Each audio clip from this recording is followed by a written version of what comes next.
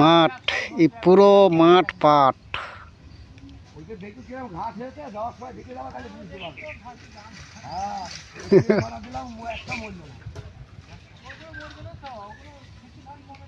এই মাঠে যাচ্ছে এরা ঘাস কাটতে ছাগলের জন্যে। আর তারপরে ওই তিনজন হচ্ছে গর্তেতে খুঁড়ছে কুচার মাছ। কালকে হয়েছে বৃষ্টি, ওই জন্যে কাজ নেই, সেই জন্য ওরা কুচা মারতে আসলো। আর এরা তিনজন যাচ্ছে ঘাস কাটতে।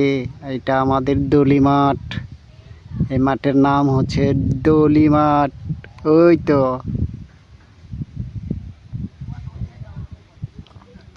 বিশাল বড়।